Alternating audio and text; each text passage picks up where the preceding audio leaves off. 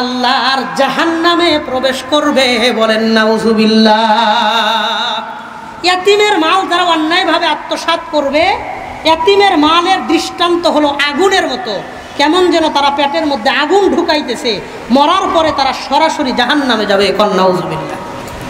ওই যেমন একটা উদাহরণ দেই, সহজে বুঝবেন। বাবা মারা গেছে 2 বছর আগে, 3 ভাই, বড় ভাইয়ের 1 সন্তান 1 মেয়ে, 1 ছেলে 1 মেয়ে, 2 সন্তান রেখে বাবা মারা গেছে। বাবার 2 বছর পরে বড় ভাই মারা গেছে। এখন বড় ভাইয়ের যে 2 সন্তান আছে, এই 2 সন্তান বাবার সম্পত্তি হিসেবে সম্পত্তি পাবে কি পাবে না? কথা বলেন, পাবে কি পাবে না?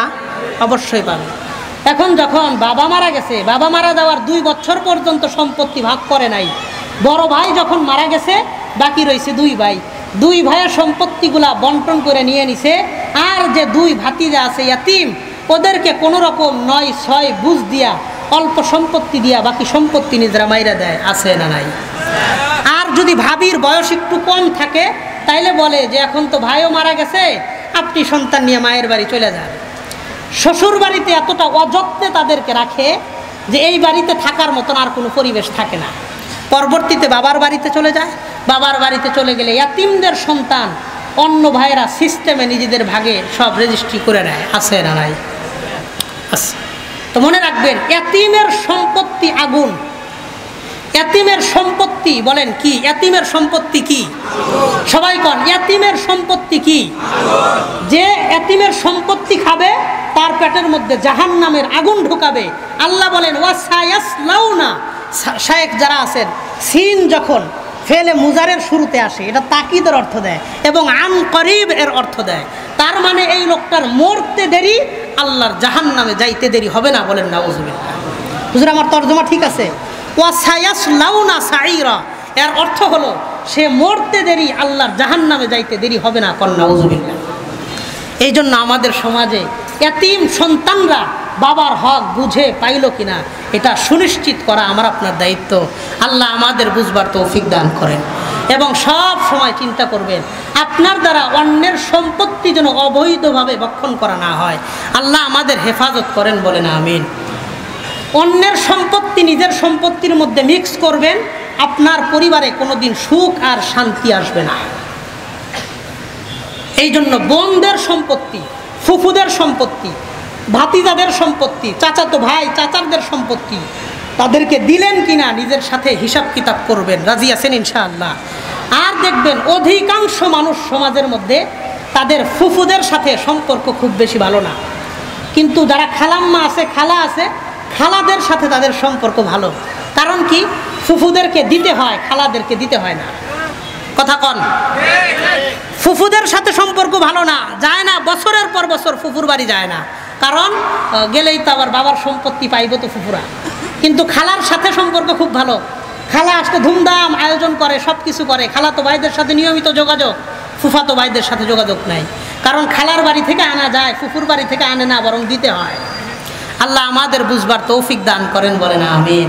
ইয়াতিমদের ব্যাপারে 3টা কথা বললাম। 1 নম্বর, ইয়াতিমদেরকে আল্লাহ বলেছেন আমার ইবাদত করবা, আমার ব্যতীত অন্য কারো ইবাদত করবা না এবং ইয়াতিমদের প্রতি খেয়াল রাখবা।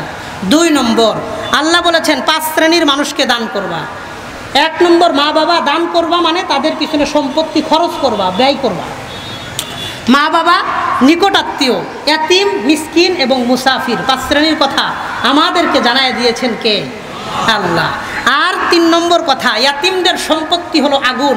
এই কথাটা আবার বলেন, ইয়াতিমদের সম্পত্তি কি? আগুন। যেই ব্যক্তি ইয়াতিমের সম্পত্তি অন্যায়ভাবে আত্মসাৎ করবে সে মরতে দেরি, আল্লাহর জাহান্নামে যাইতে দেরি না, বলেন নাউজুবিল্লাহ। এবার আরেকটা কথা, বুখারী শরীফ হাদিস নাম্বার 5304 নম্বর, 5304 নম্বর হাদিসের বর্ণনা। নবীজি বলেন, عن أبي هريرة رضي الله تعالى عنه وعنهم أنه قال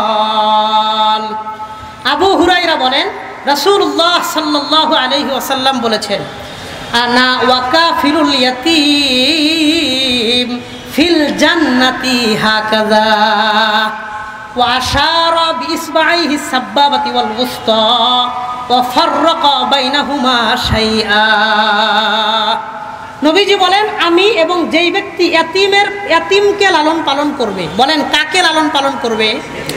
যেই ব্যক্তি এতিমকে লালন পালন করবে ওই ব্যক্তি আর আমি দুইজনে ফিল জান্নাতি হাকাদা,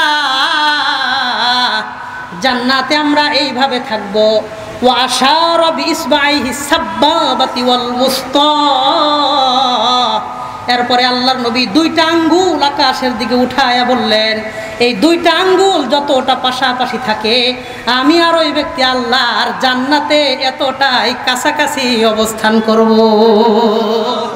আমি আর ওই ব্যক্তি জান্নাতে এতটা কাছাকাছি থাকবো। এরপরে নবী বলেন ওয়াফাররাকা বাইনাহুমা শাইআ ওয়া ফি রিওয়ায়াতিন ওয়াফাররাজা বাইনাহুমা শাইআ, দুই আঙ্গুলরে লাগায় রাখছিলেন, এরপরে একটু ফাঁকা করছেন, ফাঁকা করে বলেন এই দুই আঙ্গুল যতটা কাছাকাছি আমি আর এতিমের প্রতি যারা লালন পালন করে সহযোগিতা করে এই দুই ব্যক্তি জান্নাতে এতটাই কাছাকাছি অবস্থান করব। আমি আপনি নবীজির সাথে জান্নাতে থাকতে চাই কি চাই না? কথা কন, চাই কি চাই না? হ্যাঁ, আর একটা হাদিস আপনাদের শোনায়, মুসনাদে আহমদ 1905 নম্বর হাদিসের বর্ণনা, 1905। নবীজি সাল্লাল্লাহু আলাইহি ওয়াসাল্লাম বলেন, আন আবি মুসাল আশআরী রাদিয়াল্লাহু তাআলা আনহু ওয়া আনহুম আন্নাহু ক্বাল, আবু মুসা আশআরী রাদিয়াল্লাহু আনহু তিনি বলেন, ক্বালা রাসূলুল্লাহ সাল্লাল্লাহু আলাইহি ওয়াসাল্লাম, রাসূলুল্লাহ সাল্লাল্লাহু আলাইহি ওয়াসাল্লাম বলেন, মান যাম্মা ইয়াতীমান বাইনা আবাওয়াইনি মুসলিমাইনি ইলা তুআমিহি ওয়া শারাবিহি, যেই ব্যক্তি মা বাবা হারা কোনো সন্তানকে, যেই ব্যক্তি মা বাবা হারা কোনো সন্তানকে নিজেদের খাবারের সাথে সংযুক্ত করে নেবে, হাত্তা ইয়াস্তাগনিয়া আনহু, বালেগ হওয়ার আগ পর্যন্ত, যেই ব্যক্তি একটা ইয়াতিম বাচ্চাকে খানা দানা করাবে বালেগ হওয়ার আগ পর্যন্ত, প্রাপ্ত বয়স্ক হওয়ার আগ পর্যন্ত, তো নবীজি বলেন ওয়াজাবাত লাহুল জান্নাতু আলবাত্তাতা, ওই ব্যক্তির জন্য আল্লাহর জান্নাত সুনিশ্চিত হয়ে যায়। ওই ব্যক্তির জন্য আল্লাহর জান্নাত, ওয়াজাবাত লাহুল জান্নাতু আলবাত্তাতা, আলবাত্তাতা মানে সুনিশ্চিত, চূড়ান্ত। ওই ব্যক্তির জন্য আল্লাহর জান্নাতের ফায়সালা চূড়ান্ত হয়ে যায়, বলে সুবহানাল্লাহ। এই জন্য আমরা ইয়াতিম সন্তান যারা সমাজে আছে, যাদের বাবা মারা গেছে, মা মারা গেছে, এদের প্রতি আমরা সদয় দৃষ্টি দেওয়ার চেষ্টা করব। রাজি আছেন ইনশাআল্লাহ? কন রাজি আছেন ইনশাআল্লাহ? আল্লাহ আমাদের সবাইরে তৌফিক দান করেন, বলেন আমিন। 2 নম্বর কথা, 1 নম্বর ইয়াতিমদের ব্যাপারে সজাগ দৃষ্টি রাখবো, এ ব্যাপারে 5টা কথা বলেছি। 2 নম্বর বিধবা নারী যারা আছে, যাদের স্বামী মারা গেছে, তাদের ব্যাপারে আমরা সহযোগিতামূলক আচরণ করব। তাদের ব্যাপারেও আমরা সমাজে তাদেরকে সহযোগিতা করার চেষ্টা করব। কি ফজিলত!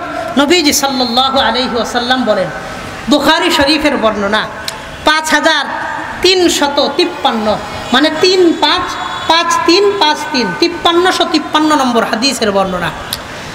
ক্বালা রাসূলুল্লাহ সাল্লাল্লাহু আলাইহি ওয়াসাল্লাম, রাসূলুল্লাহ সাল্লাল্লাহু আলাইহি ওয়াসাল্লাম বলেন, আসসাঈ আলাল আরমালাতি ওয়াল মিসকিন কাল মুজাহিদি ফি সাবিলিল্লাহ আবিল কাইমিল লাইলা আসসাইমিন নাহারা। নবীজি বলেন আসসাঈ আলাল আরমালাতি ওয়াল মিসকিন, যে সমস্ত মানুষ বিধবা নারী আর একজন অসহায় মানুষকে খাবার খাওয়ানোর ব্যাপারে চেষ্টা করে। আপনি চেষ্টা করলেন একজন অসহায় মানুষকে খাবার দিবেন, অথবা একজন বিধবা নারীকে একবেলা খাওয়াইবেন। এই চেষ্টার জন্য যে ব্যক্তি ফিকির করে, আসসাঈ, কষ্ট করে, নবী বলেন কাল মুজাহিদি ফি সাবিলিল্লাহ, ওই ব্যক্তি আল্লাহর রাস্তায় জিহাদ করলে যেমন সব হইতো, এই গরিব আর বিধবা নারীকে একবেলা খাওয়ানোর কারণে আল্লাহ তার আমল নামায় জিহাদের সব লিপিবদ্ধ করে দেয়। এরপরে নবীজি বলেন আবিল কাইমিল লাইলা আসসাইমিন নাহার, সারাটা রাত দাঁড়িয়ে দাঁড়িয়ে তাহাজ্জুদ করলে যেমন সব হইতো, আবিসাইমিন নাহার, সারা দিন রোজা রাখলে যেমন সব হইতো, সারা রাত তাহাজ্জুদ, সারা দিন রোজা, এই পরিমাণ সব আল্লাহ এই ব্যক্তিরা আমল নামায় দান করে দেন। সারা রাত তাহাজ্জুদ, আবিসাইমিন নাহারা, সারাদিন রোজা রাখলে যেমন সব, এই বিধবা নারী আর এতিমদেরকে যারা খানা খাওয়ানোর জন্য চেষ্টা করে তাদের আমল নামায় আল্লাহ সম পরিমাণ সব লিপিবদ্ধ করে দেয়। তাহলে 1 নম্বর কথা এতিমদের লালন পালন করব। 2 নম্বর বিধবা যাদের স্বামী মারা গেছে তাদেরকে আমরা সহযোগিতা করার চেষ্টা করব, আল্লাহ আমাদের তৌফিক দান করেন। 3 নম্বর কথা, আমরা ক্ষুধার্ত অথবা দরিদ্র, ক্ষুধার্ত অথবা দরিদ্র, লোকটা আসলেই দরিদ্র এটা হইতে পারে, অথবা লোকটা ক্ষুধার্ত, লোকটা গরিব না কিন্তু হঠাৎ টাকা পয়সা মানিব্যাগ সব হারায় গেছে, এখন পেটে খুব ক্ষুধা, পেটে খুব ক্ষুধা, লোকটা স্বাবলম্বী কিন্তু পেটে ক্ষুধা, এমনটা হইতে পারে কি পারে না? পারে। লোকটা দরিদ্র না কিন্তু ক্ষুধার্ত। তো ক্ষুধার্ত অথবা দরিদ্র মানুষদেরকে খাবার খাওয়ানো এটা খুব গুরুত্বপূর্ণ আমল। ক্ষুধার্ত মানুষকে খাবার খাওয়ানোর চেষ্টা করা অনেক ভালো আমল। কি পরিমাণ ভালো আমল, আমি কোরআনের 2 জায়গা থেকে কয়েকটা আয়াত আপনাদেরকে শোনাবো ইনশাআল্লাহ, বড় ভাই আসার আগ পর্যন্ত। 1 নম্বর সূরা বালাদ 7 থেকে 17, 10টা আয়াত আল্লাহ তাআলা বলেন, একটু খেয়াল করে শুনবেন। একজন ক্ষুধার্ত মানুষকে খাওয়ানো কতটা সওয়াবের কাজ হতে পারে আল্লাহ তাআলা বলেন। সূরা বালাদ 7 থেকে 17 নম্বর আয়াত, আল্লাহ বলেন, আয়াহসাবু আল্লাম ইয়ারাহু আহাদ, মানুষ কি মনে করে তারে কেউ দেখে না? বলেন আমাকে আপনাকে একজন দেখেন সর্বদাই, তিনি কে? তো আল্লাহ বললেন আয়াহসাবু আল্লাম ইয়ারাহু আহাদ, মানুষ কি মনে করে তারে কেউ দেখে না? শোনো, আলাম নাজআল লাহু আইনাইন, আমি মানুষদেরকে 2টা চক্ষু দান করেছি। বলেন আমাকে আপনাকে 2টা চক্ষুর মালিক বানাইছেন কে? এরপরে আল্লাহ বলেন ওয়ালিসানাও ওয়া শাফাতাইন, আমি মানুষদেরকে 1টা জিহ্বা এবং 2টা ঠোঁট দান করেছি। আমাদের জিহ্বা কয়টা? ঠোঁট কয়টা? আল্লাহ বললেন তোমাদেরকে 2টা চোখ, 2টা ঠোঁট আর 1টা জিহ্বার মালিক আমি আল্লাহ বানাইছি। ওয়াহাদাইনাহুন নাজদাইন, তোমাদেরকে আমি 2টা রাস্তা দেখাইছি, একটা ভালো রাস্তা আর একটা খারাপ রাস্তা। আমার আপনার সামনে, প্রত্যেকটা মানুষের সামনেই তো 2টা রাস্তা থাকে, একটা ভালো রাস্তা আর একটা মন্দর রাস্তা। আল্লাহ বলেন 2টা রাস্তায় তোমাদের সামনে আমি উন্মুক্ত করে দিলাম। ফালাকুতাহামাল আকাবা, কিন্তু তোমরা ঘাটির পথ পাড়ি দিয়া জান্নাত পর্যন্ত আসতে পারো নাই। ফালাকুতাহামাল আকাবা, তোমরা ঘাটি অতিক্রম করে জান্নাত পর্যন্ত আসো নাই। তো জান্নাতের পথ কোনটা? তোমরা সে পথে আসতে পারো নাই। এবার আল্লাহ নবীজিকে জিজ্ঞাসা করেন, ওমা আদরাকা মাল আকাবা, নবী আপনি কি জানেন জান্নাতের পথ কোনটা? তো আল্লাহ জানায়